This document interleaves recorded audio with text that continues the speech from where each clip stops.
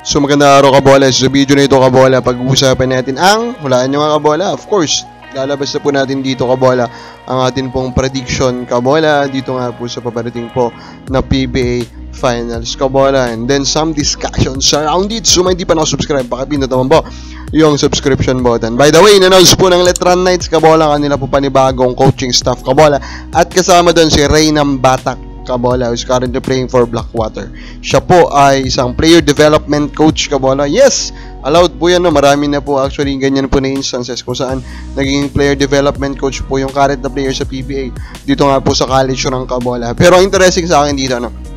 Currently it seems like Letran is now being funded by Converge kabola, or yung team ata ni Governor Delta, and we know kabola na Nambatak is currently with Blackwater. Is there a chance kabola that they will target Nambatak moving forward? I think the possibility should be recognized kabola, no? Is Nambatak really a need kabola of Converge? I think they do need some scorers kabola, and Nambatak does that well kabola. Now, Scotty Thompson kabola, sabi Meralco deserves to be in the final. So medyo maganda ng well received nitong pagkatalo nito ng Ginebra kabola, no? Sabi nga nitong si Scotty Thompson, sa kanila daw talaga, so deserving talaga itong Meralco Bulls kabola.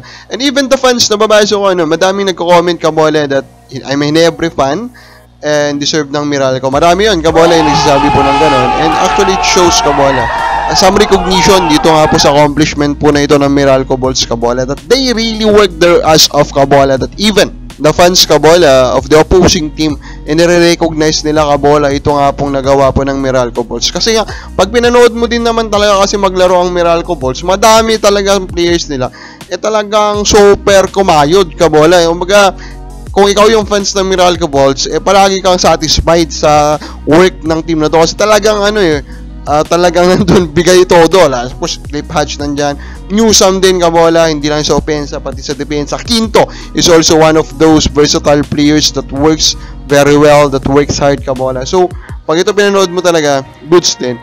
So Ginebra, of course, doon na muna sila sa Boracay kabola. They will try to find their ways kabola going into next season. Pero of course, pag-uusapan natin ngayon is itong match-up, no, ng San Miguel nga po kontra Meralco Bulls.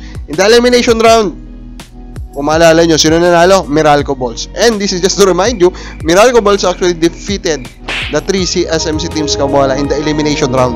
Ano po? Remember that, Remember that.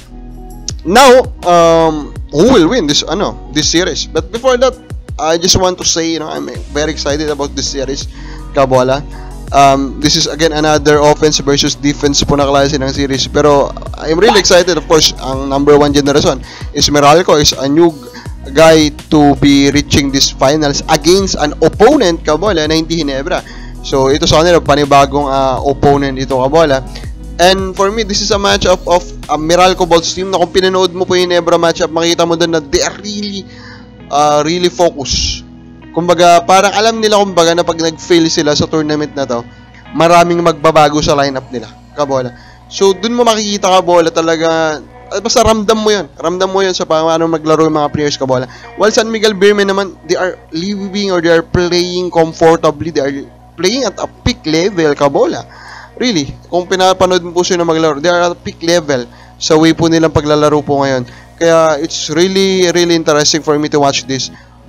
Defense, number 1 ng Meralco, offense, number 1 pang San Miguel Beermen. So, which team are we predicting to win this series kabola? Ikaw ba? Sino ka? Kanino ka kakampi? Kanino ka tataya kabola?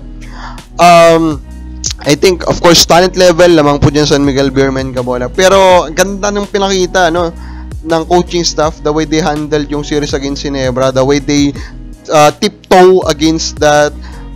Stan Hardin is really unstoppable kabola. And if you try to overkill trying to stop him, of course, madaming talented din players around him. Pero overall, they managed to do it, the right balance kabola. May mga games na si Stan Hardin pumutok, may mga games kabola na in-overkill nila yung pagdepensa sa kanya. Now, they need to again apply that against Fajardo kabola, and it will not be easy. Kabola.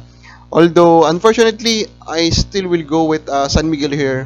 Primarily siguro dahil free throw shooting wise, sobrang pangit ng shooting po doon ng Meralco Bulls.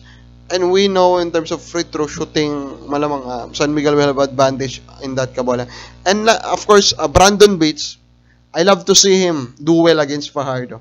But objectively, we cannot really trust him to do well for the entire series against Fajardo, diba? Kabola, he's just a rookie.